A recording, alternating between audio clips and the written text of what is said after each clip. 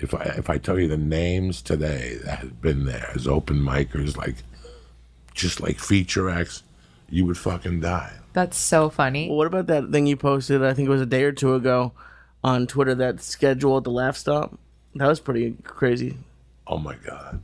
Just like, it was you, Tom Rhodes, Rogan, Fitzsimmons, and a couple, it was like big and that's names. That's got to be 2001, 2002. That's pretty crazy. Damn. It's such a fucking journey, guys. That it's... It must be like I can't, whenever I see stuff like that, I'm like, what if I see Rachel in 20 years and we were on the fourth wall list together? It's pretty cool. That's what I'm saying. It's like I see pictures of you guys from the past, and it's like, wow, this is a moment in time and like history. Josh Wolf posted one a year ago. Yeah. Of an open mic list, me, him, Darren Carter. And I think I remember Dave that. Chappelle. Yeah, that's insane. This is Dave Chappelle before. Yeah. Dave Chappelle, I'm not good at saving stuff like that. I don't. You got to. I never. Do you save set lists?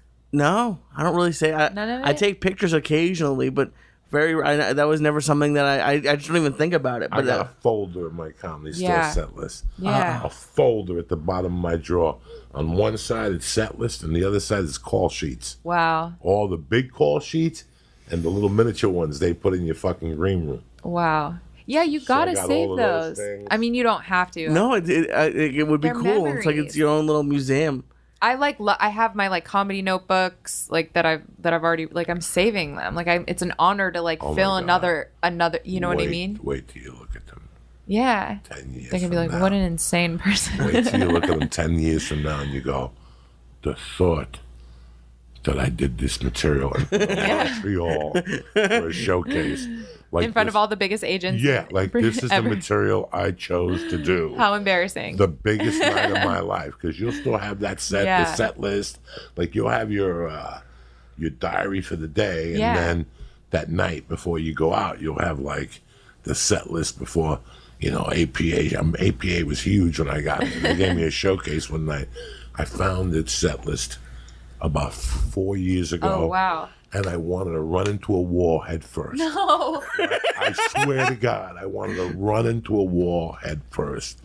Like the topics were just horrendous. Like I remember like a topic and a joke, just horrendous. Like you look at that shit and go, I'm going to be regretting.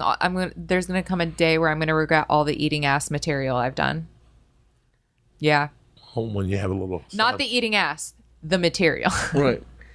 Listen, man, No, it's a part of my life. You say it, you say it on stage. That's why comedy makes you so vulnerable. Yeah. You say this shit and you don't look back. And guess what? When I wasn't saying this shit, I didn't have a career. Yeah. So when I was talking about all that goofy shit the first 10 years of comedy, and I thought I was making strides, but I was a regular at the store. I was a regular at the Improv. You were just a guy cracking jokes. Okay? You were just a moron that got good at cracking rehearsed jokes. Right. It's not till you go into that second layer, the epidermal, and start saying, let me tell you what I did, and then bring it to life with a joke and make them screech a little first. Right. And then go, oh, we didn't know you were going there. Yeah. This is the first 10 years, you're just doing knock-knock jokes. Yeah. You're just a fucking wedding photographer. You know what I'm saying? You're a bar mitzvah DJ. Yeah, you're a bar mitzvah DJ, It's pretty cool. Like, I did a show with Jesus Trejo last night. And even if last night wasn't my best set, but even seeing people do well, but then seeing someone like him, there's just a different level of laughter, and the laughter is more consistent. And it's like seeing like a superhero. Like it's pretty crazy to see someone who's doing what you want to do and doing it at like such a higher level. It's so inspiring. Shit. Yeah. You never want to be the best. Like for me, I don't ever want to be the best comic in the room. Right. You know what I mean? Like I want. Well, you do, but you don't. Yeah, but like I always hope that there's someone around that I can learn something from. Right. Not even if it's not the whatever. Like we said on Monday's podcast, I remember years ago watching Rogan at the Union. At the Union, it was a bar next to across the street from Miyagi, which nobody knows what I'm talking about right now. It's across the street. It's changed the name 3 times. Yeah, it's the Pink Taco. Oh, okay. The Pink Taco. On Sunset? Yeah. Across the street, if you go 30 yards, I forget what it is now, it was the Union. And I had been working with Joe for about 3 years at the time, and I saw him have great sets at the store. But that night, he was on Pinpoint. And every young comic in the room from, I can't even tell, Nick DiPaolo was there that night. Like, everybody looked at him. And except for maybe Nick DiPaolo and a couple other guys that were in the room, higher level guys, all that whole core I was with, like, I wasn't jealous of Joe, but I knew that if I did the work, that was going to be me in 10 years. Yeah. Like, that's all. Like, Yeah. there was no, like, it was like, wow. And then, boom. Sometimes you catch performances that'll doubt you. Right. That you go home and go, it's time to get on ZipRecruiter. 'Cause I'll never get that good. Oh, The first time I saw Stanhope in 96, like, I knew Doug, but I worked with Doug in 92 and 91. In 96, he was a complete different animal. That I went, like, I had a gig that Saturday, I saw him on a Friday, and that Saturday I canceled. Wow. Like, that's how shocking and how good, precise, timing, Yeah. free was the word. Right. I didn't understand that you had to be free. He was free. He was Right. out of the cage. There was no holds barred. It was Stanhope fucking coming at you, people walking, people grabbing their purses and paying their bills, and he's yelling at them as they're walking out, go fuck yourself, where you going? I got an abortion joke, you gotta hear. You know, like, just tormenting them as they walked out, and you're sitting there going, I just want people to sit and laugh. Yeah. What point are you happy that people walk out? Yeah. He had flipped it around. There was another comic in Seattle that was his thing, to go on stage and grow. There was two of them, a girl and a guy that we're gonna make them walk. Well, you won the war, but you lost the battle. Right. Stanhope was doing it a little differently. Stanhope was winning the war and the battle because as he was throwing you out, people were laughing that he was throwing you out. Well, wait, you're not going to hear my tit fuck joke. Don't go nowhere yet. Right. And the woman would be, I've never, like, it was fucking nuts. Like, what, and then I heard what he was doing down here, that he would do sets at the Improv and just disrupt the show. Like, the show would be fucking disrupted. Like, all these neat comics will go up with their notebooks and their fucking swarmy shit, and they would get nothing because what they had just seen was so surreal.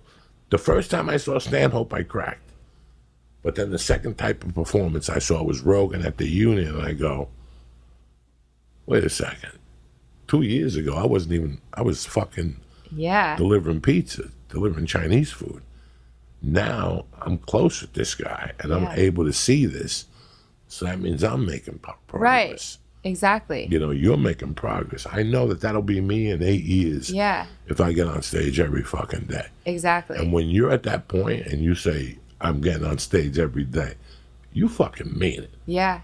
Like, I'm talking about, hi, this is Mom, I'm coming to visit you. And you're like, I hope not, because I got a weekend up in Fresno this week. I mean, it gets to that point. Yeah. When you're like, Mom, I don't have I had to leave my best friend's wedding. Yeah, no. I was in Vegas. That's the discipline. My best friend is the one wedding I wanted to actually be at. I got to be there for an hour. That's the discipline. I saw them smooch. I saw them. I ate a plate of food. I took the food and I dipped. I wanted to be there more than anything, but I was like, I want to be on stage more than anything else, but this is what I really want.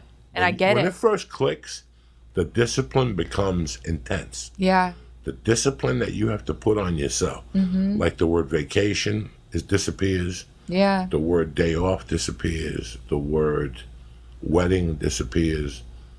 Like, there's so many things that just disappear. Mm-hmm. Relationships. Like, relationships disappear. If you really want to do what you want to do, that person will leave on their own. Yeah. Because they know they can't compete. Mm-hmm. I can't compete. Yeah. Guess what? My friends and I are having this thing Saturday night, and you're like, Unless we do it at 11. Yeah, exactly. What do you mean? But you can't be doing comedy. It has to be that one night off when you do comedy. Stores open 365 days a week. What does that tell you? But yesterday you did comics and you did the pizza place and you were so funny. That was yesterday. I got to earn my stripes today. Yeah. And you get this weird discipline to you. And I mean, I got to the point, and you get Josh Wolf. Next time you go up there, you go, Josh, all those years where you were having parties in L.A., did Joe Diaz ever show? Not once. And he was pretty much my roommate. What the fuck are you giggling about? Nobody. Why did you like him? What did he do? He did an error. I knew a second ago, but now keep going from where you told it, because then You know that little forehead you got?